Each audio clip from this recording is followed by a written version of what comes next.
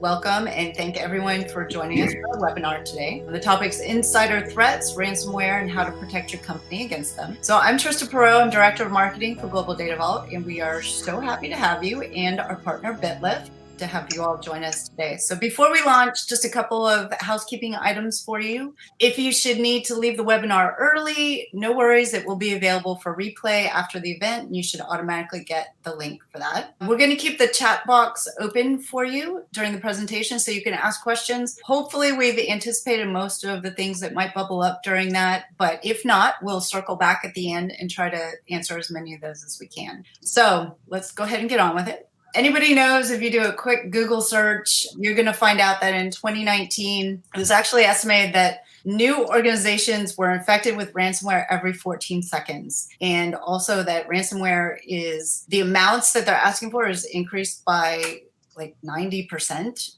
which is only part of the rising costs that company face when it cripples their organization. And it also leads to about 10 days of downtime. So what can you do? We're going to talk about that today. But first, let me introduce our team. So in chat and invisible, but available to answer quick questions, we have Leslie Ferris. She is with Global Data Vault, and she is our East Coast Territory Manager. We have Nicholas Pedette, and he is the Chief Marketing Officer for BitLift. And we also have Ali Staltler, and she is our beloved Veeam Territory Manager. So all three of those wonderful people will be in there to help answer questions if you have anything specific for their company, or just throw chat questions in there as well. As for our speakers today, I'm going to kick it off by introducing the first one, who is Will Bassich, and he's our GDV CEO. And Will founded Global Data Vault roughly 20 years ago.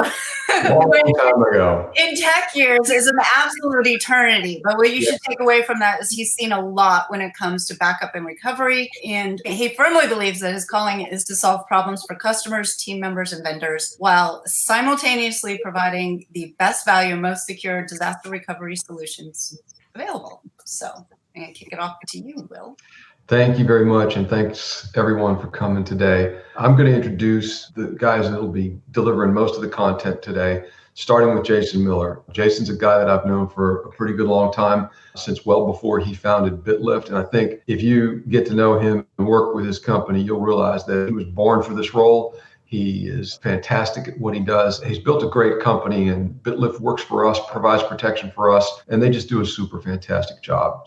And we're really glad to have you with us today, Jason. And then Brian Brignac, who is our sales and marketing leader in our organization at Global Data Vault. Brian has been with Global Data Vault since almost the very beginning, and he came over from the technical side as an operations guy. So he understands the needs that our customers bring a great deal better than most of the people you will talk to on the sales side of this space, but he also comes to it from the perspective of really caring about doing the right thing for the customer. I think if you get to know Brian, you'll feel that pretty easily and pretty quickly as you work with him. So the things that we're going to cover today are on this slide, and I won't bother reading these to you, but the overarching message of all of it, backup and security are intertwined. We've been making that point for several years now. We've tightened our partnership with BitLift and deliver BitLift to every customer who takes a backup repository from us as a form of additional layer of protection on that backup repository. And I think finally the rest of the market, finally hearing that same comment that backup and security are intertwined from other players and some of the big thought leaders in the space. It's good to hear that. It's something that we recognized a while, but it's an important thing, I think, for us all to keep thinking about as we go through this. So I'm going to turn it over to Jason, who is going to cover the front end of security, that first layer of protection. And then Brian will walk through the back end of security and how we can facilitate the recoveries through the protection of the data that we have through those disaster recovery instances that we provide for our customers on a routine basis. So thank you again. And again, please pop some questions into the chat box as they come up. Thanks. Well, thank you, Will, and thank you everyone for joining our webinar today. We're happy to have you and look forward to providing the education and the information that's going to be talked about here today. And thank you, Global Data Vault team, for putting this together. Please do interact with us over in the chat. We're all watching it. Look forward to providing information as you guys have questions. So we're going to talk about what we see as a reality, and we're going to talk about some real life cases today. But one of the focus areas that we decided decided to share was the front end of security and kind of the back end of security. We really see it as two slices of the pie, if you will. The front end of security is what I'm going to talk about here. And it's not limited to the back end security. And we're even going to get into some of the insider threat. But on the front end of security, what we try and help clients focus on is understanding the port scans, the drive-by type of scenarios that happen. And we can all think about this in a physical realm. So from a physical realm, if I was to drive by your house and I was a criminal hacker, and maybe I drove by real slow, looked at your house, kind of sized it up, understood the number of doors and windows and kind of entrances and exits to your home. That would be kind of like the analogy around the drive-by scanning. This is happening to almost everybody's environment today. If you're connected to the internet, I can promise you at one point in time or another, whether it's daily, weekly, monthly, there are scannings that are happening. And it's the bots that are collecting information, what the total number of IP addresses that you might publicly hold, what IPs and the ports that are open, and maybe even locations, right? Where are those IPs and locations? And then to start to do some initial reconnaissance around who owns those IPs. Is it your name and your corporate entity, or is it a data center? Things like that. And then what happens is a little bit deeper of a scan. This is where further investigation happens. This is, again, on the physical realm. The deeper scan might be me actually pulling into your driveway, walking up to your porch and taking a peek inside of the window or inside of the door to kind of figure out a little bit more. Looking for cameras. Do you have a Ring as a doorbell on your front door? Or are you the type of person that has, no cameras, no Ring, no Internet of Things on the outside, those types of things, right? So this is the deeper scan. And I can do this really well, right? Amazon's delivering to a lot of people's homes, or, you're having deliveries done. I might be doing a fake delivery. I might drop off a cardboard box at the porch of your door and make it look like I'm real, right? And so on the deeper scan, from a digital perspective, this is where I talk to the ports on your IPs, and I actually try and get them to do something and give me a response to figure out, will those ports and any of the applications on the other side of those ports actually respond to me. And then from there is, once I've gotten those two types of pieces of information that I need, I can then actually do my first attempt. And I can actually look at testing the access that I have. So this, again, on the physical realm, I've gone up to your porch, I've kind of looked at it. Maybe the next day, the third day or the fourth day, I decide to actually go up and access the thing that I felt was vulnerable. And this is where we actually see, on a digital perspective, an account was accessed. They've got access to your environment, but they didn't do anything. They maybe just want to actually access it and see how far they could get in, or how the systems are set up, or if they've been patched lately. They may wait a week or two and then actually perform the attack. The attack we've seen most recently is a lot of plant the first service or the first piece of malware and then actually stage the attack a couple days later. And that is because we are starting to see theft of data on the front end and theft of maybe even some more credentials, because they are planning methodically out that either you'll figure out, hey, this account was accessed by Nigeria or some other place in the United States from this IP that we don't typically get into. And so they're thinking, hey, if we are found, as this activity is found, we want to have second way, third way, fourth way, fifth way into the environment if we lose access to the first method. And so this is where we start to see reconnaissance inside the environment, and it becomes an insider attack and an insider threat. But we also start to see where the data is leaving the building in those first few days in that first layer of attack. And we'll tell you why here in a few minutes. So as we move forward, some of these attack avenues, or we actually call them attack vectors, these channels, oftentimes are coming through email. Over 90% of first phase actually comes through email.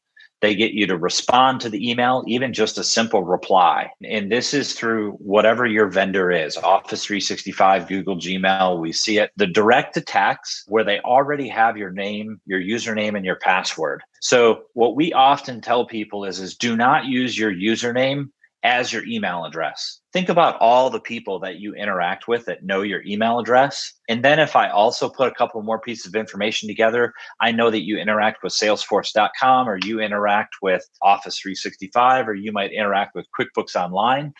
Well, all of a sudden now I know your username. So now I only just need to crack your password, or I just need to go find your password that you've put somewhere. And so what we want to try and do is have different layers that mix it up for people. This direct attack really gets into payroll systems, the HR employee data, contractor data, data that you might actually hold on other entities that you do business with. Right? If you think about that, that's where we start to see company A gets an attack happens on them. They might not know that they're breached. And then company B and C are also victims because they utilize the information that they found at company A to then attack company B and C. From our perspective, we see this on a month-to-month basis. And then file data, whether you're utilizing an in-house server or some sort of Google Drive or OneDrive for Business, these cloud services, you're now having to protect them just as if they were inside of your four walls. And then dormant breaches are rising at an astronomical rate, meaning that something was planted in your environment, a service account, maybe they got access to an account and they realized over weeks and months, nothing changed. And so they're sitting there gathering data, watching what's happening, understanding the behavior in your environment. And for the day that they plan to say, hey, today is D-Day. Today is the day that we're going to unleash the attack. All of this leads to facts that we wanted to point out to you, that there's intelligence gathering happening about who works where. Are you in the accounting department? Are you in HR? Are you in IT? Are you in the C levels? How you talk to people? Are you friendly with them? Are you straight to the point? What type of slang do you use in your emails back and forth? All of these things are important, and even who you're friends with. Are you grabbing a drink with them after hours or picking up their kids because they're running late? Those types of things all mean something, and they're little cues that get picked up on. So as we continue to move forward here through these attack vectors, what we wanted to share with you is something I kind of already mentioned a little bit, but this is a story that we can talk about, is near and dear to our home. BitLift is located in East Lansing, Michigan. Michigan State University is not a client of ours. But what we wanted to point out here is that they were actually attacked by a few of their departments. Most recently, you can go out and Google search this and find the articles. But Networker Ransomware actually did encrypt PII usernames, SSNs. And so what the university said was, hey, we're not going to pay. And the point that we're trying to educate people on here is that if you take the position, which I would encourage you not to pay criminals anyhow, it just, it gets what they want. They want you to pay. But what we would say here is data is typically stolen from your environment before they encrypt it with ransomware. And the whole reason is because they want you to pay. So then they'll threaten you, hey, if you don't get the unencryption key and pay us, we're going to leak your data. And so that's why we are so focused on the front end aspects of security. And then at the same time, the IT response was within hours around this. But then they had days afterwards of media in kind of messaging and cleanup, and they had to explain why they weren't taking care of these departments like the rest of the university. So as we move on here, a couple of things that we want to emphasize is that protection against the threats. So we just 2 weeks ago had a conversation with, hey, now that COVID-19 is, technically still here and upon us, but everybody went home to work. And some people are saying, what do we do in order to go back to work?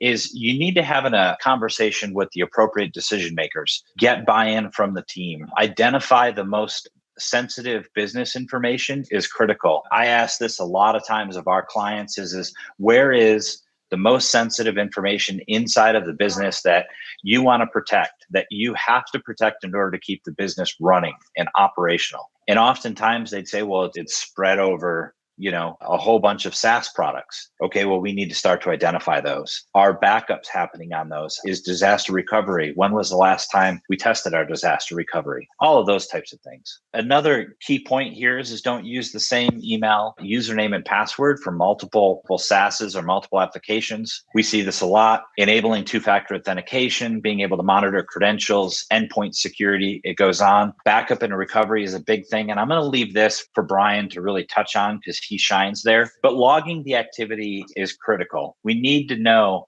has this username or this account done this type of behavior or activity within the last 30 days, 60 days, 90 days? And if it hasn't, well, then you know what? Let's neutralize the account. The activity could be too risky or too suspicious that we don't want to even take the chance. So that investigation is super important, which brings me to this. So we see a lot of kind of like buzz in the marketplace. At the foundational of the core of what BitLift does is log monitoring. It's super important to collect logs from all aspects of the environment, not only the environment on-prem, but your SaaS products as well. Almost all of them today that are mature SaaS offerings allow some sort of log output. And the reasons are for that is that at the end of the day, it's still your business and your entity that is on the hook for its security. Even know that you might be utilizing a SaaS product, it's still going to be your logo and your name that shows up when the data was leaked. And you want to try and prevent that. You also want to try and make sure that the credentials are not stolen. The credentials that are being utilized inside of those products and inside Office or exterior are being utilized legitimately. If you're somebody that logs in from Dallas, Texas every day, you want to make sure that your credentials are only be logging in from Dallas, Texas. If you're logged in at Dallas, Texas, and you're being attempted to log in from New York, well, then we got a problem. You can't fly there quick enough. And so it's called impossible travel. And so what we would want to do is just flag that, right? But we also want to determine what's normal in the environment. And so a SIEM gives you this type of capability. It's one of the foundational aspects of BitLift, but we monitor and baseline all activity. Even if it's not a human being, a service account still has credentials. And you might even have service accounts in your environment that have higher escalated privileges, and you need to pay special attention to those. So visibility is important because it helps with that pre-attack information. And this helps us really understand the front end of security. So I've talked about the drive-bys. I've talked about all of that reconnaissance of information. And this is really the BitLift Air platform. This is what Global Data Vault and a lot of other clients of ours utilize is our platform that is a culmination. It is a complete offering of SIEM, log ingestion, alerts, user behavior analytics, our SOC team, where our security engineers are constantly in communication with our clients, analyzing and looking at data, making sure that they're protected, their data is protected, and that behavior or activity is not happening on their environment that they do not want. And then from our SOC team, we have a weekly call with every one of our clients. In that weekly call, we understand the baseline of the environment with them. We talk through any alarms and alerts that might have gone off in the last week or 2 or 3 or 4 inside of their environment. And then we ask them to approve any automations that we have built for their environment while we're on that call.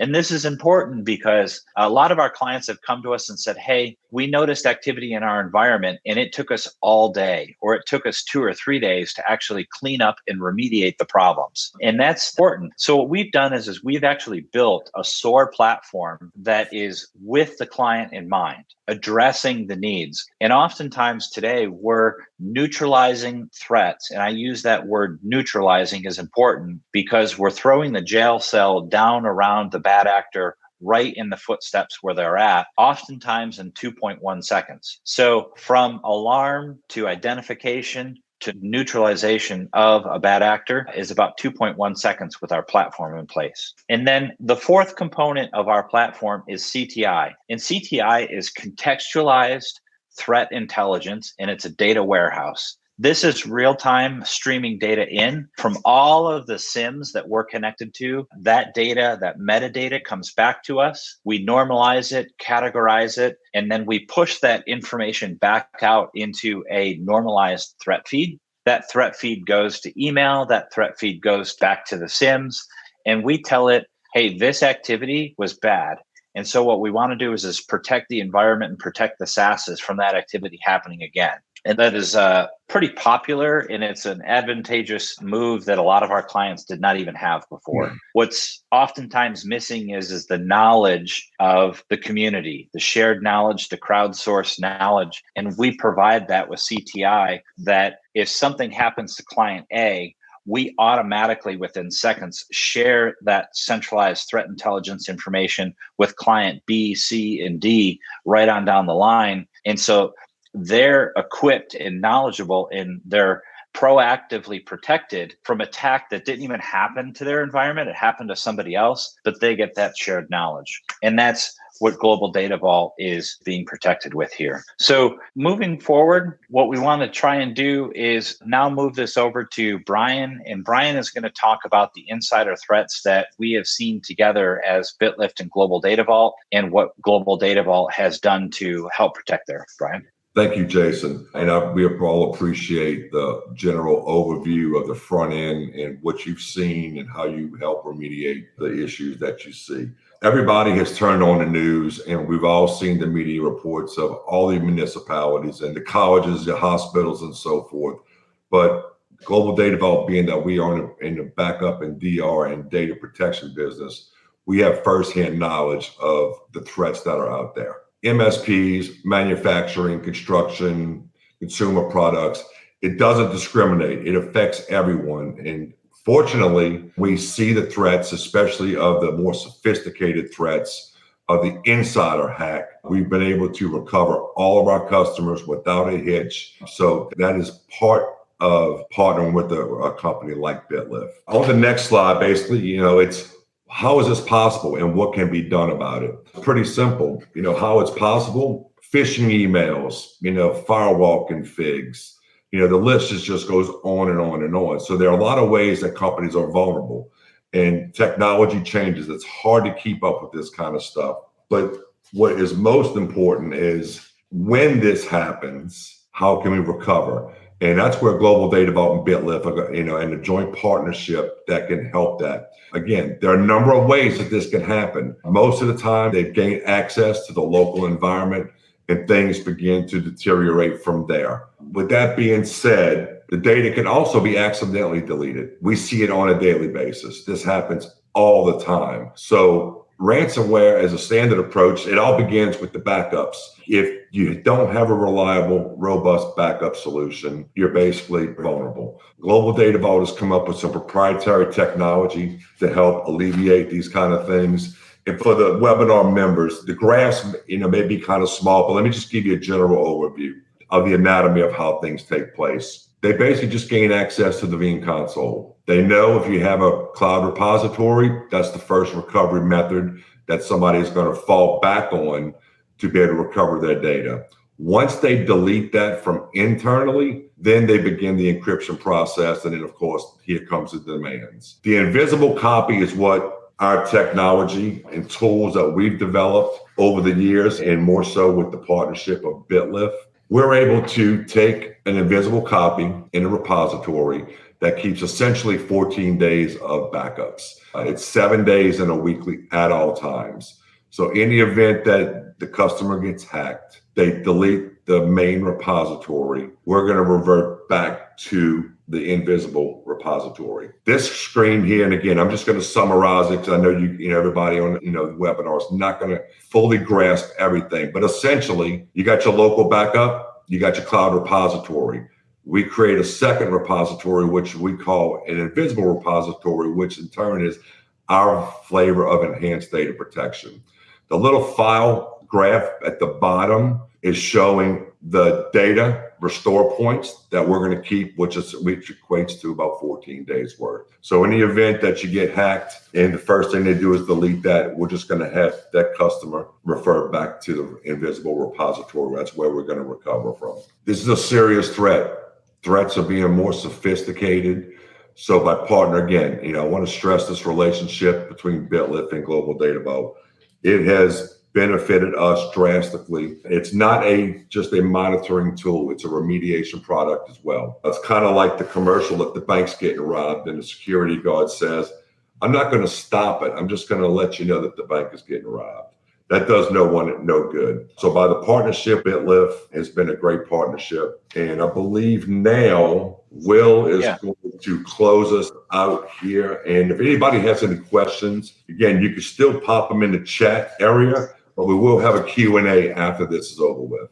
Yeah, I wanted to speak to one thing there before you take it back over, which was, so one of the partnership aspects that we've built between BitLift and Global Data Vault was Global Data Vault brings a subject matter expertise around everything Veeam. And so Global Data Vault started sharing with BitLift where, hey, we feel like we've got maybe some gaps or some vulnerabilities here, here, and here. And so we started ingesting the logs from the Veeam console and the Veeam product as a whole. And then we as BitLift started sharing with Global Data Vault where we feel like we can give some suggestions and make recommendations. And as we analyze those logs, we can go back to Global Data Vault and say within seconds, an automated alarm and email text message can go off and say, hey, we noticed that the Veeam admin username was used to log in, and then it performed a local deletion of the backups and it performed a cloud deletion of the backups. And the alert can say,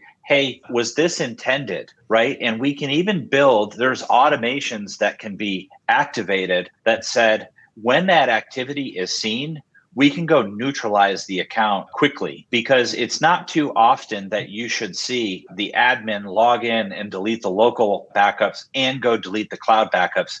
If so, please let us know. We'd like to hear feedback around that, but we believe that that is behavior that you definitely should not be seeing on a typical day-to-day basis. And so us together, we're looking at those security gaps and making sure that the gaps are narrowed or filled in, and the security posture is super solid. Yeah, one thing real quick. I see Philip asked the question. That's a great question because nobody can grasp, the technology behind it. It is off network. The Veeam user, the admin, no one at that facility except the Veeam cloud provider has access to that cloud repository.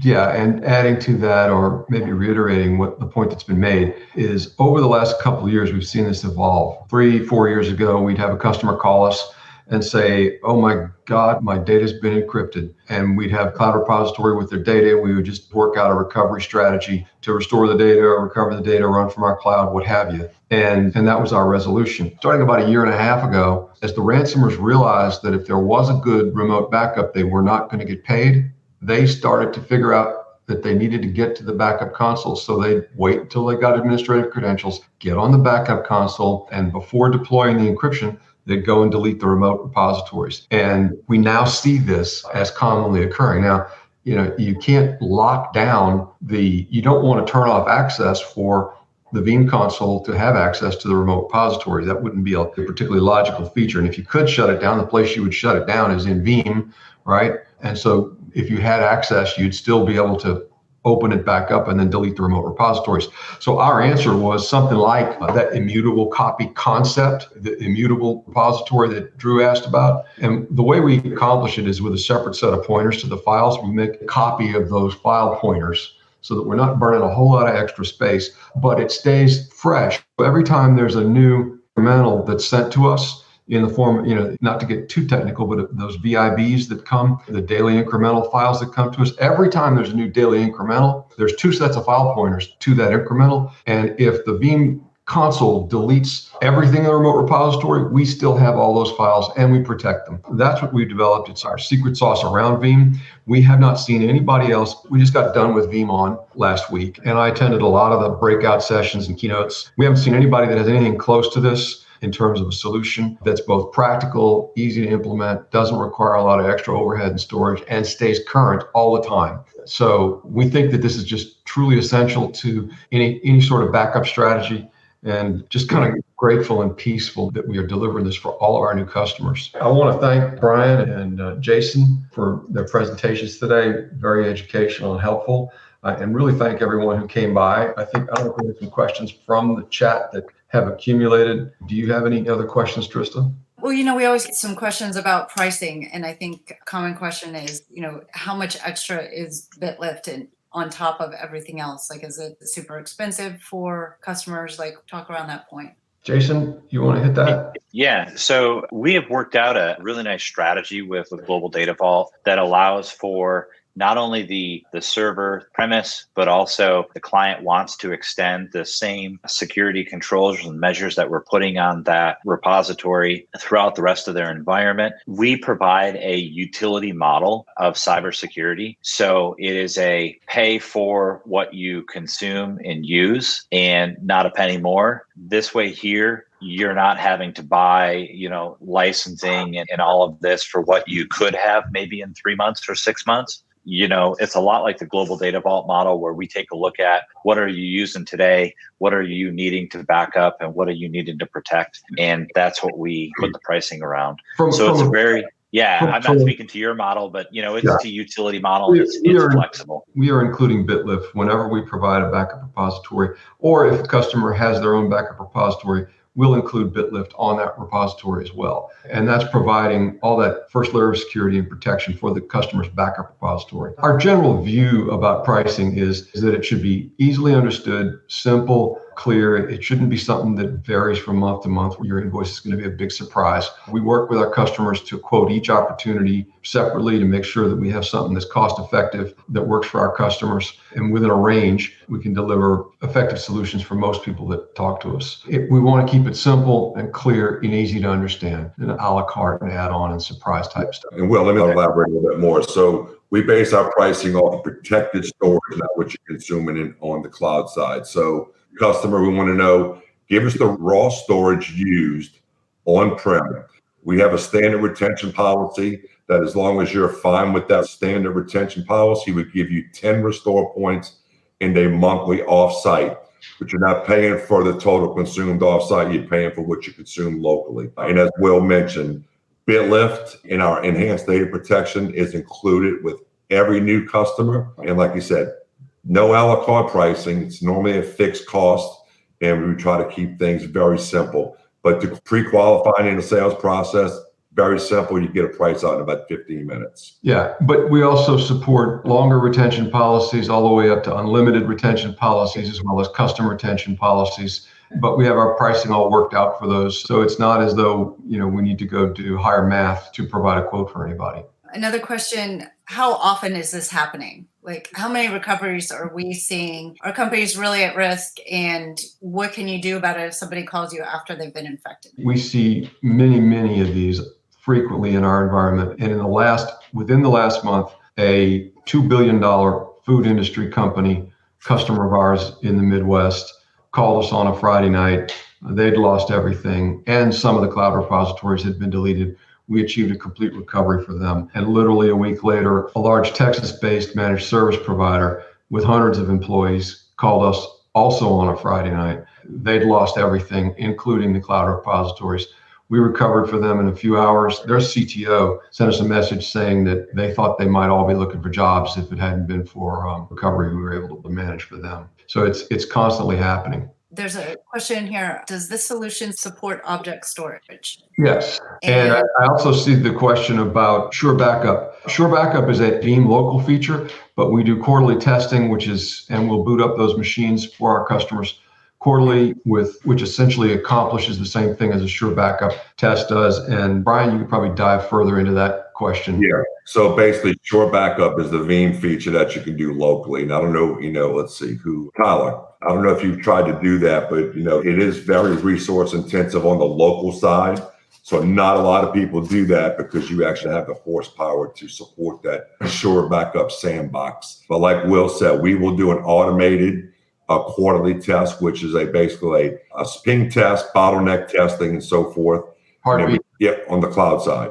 Yeah. And then we do an annual DR test at zero cost to the customer. With a full run through, boot up the machines in the boot order, log in, run applications, whatever you need. Yep. Okay, this is probably a question more for Jason, but I know that we get calls in oftentimes after somebody's had an attack and they want to prevent it in the future. Jason, are you seeing an increase in re-attacks for companies that have already experienced ransomware? Yeah, this is a common question. I hate to use this analogy, but this is the one that comes to mind. And I think it's pretty relevant is that, people often think about, hey, I got into a car accident maybe once every 15 years. And it's because they see insurance statistics. You're a good, safe driver. The likelihood is that you keep distance from the next car and all those types of things. You might get into a car accident once every 10 years, 15 years. The problem with cybersecurity is the mentality's got to change there. This is very much a logical situation. And once they have data on your environment,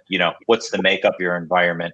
You haven't changed your IP addresses in the last 3, 5, 10 years. You're using the same products today. Your security posture hasn't changed from the first attack to the second attack. So the re-attack typically is within maybe 3 to 6 months. Sometimes it's not even from the same criminal. They've sold your information to another criminal. And then that criminal kind of starts staking out your environment. And they realize that you haven't changed your security posture from the first time the first criminal hit you. So the second time around is we have seen it a lot. We've gotten the call that says, hey, my environment's been hit a second time. We even seen it about 3 months ago where the environment was hit for a second time within 3 weeks of the first attack. And, the core IT team was still recovering mentally, emotionally from restores and everything and working all-nighters, and they got hit again. So it's there. The thing that I would really emphasize is your data backups and DR is extremely important. But the fact is that we need to have a security mentality up front, because what we see is from the ransomware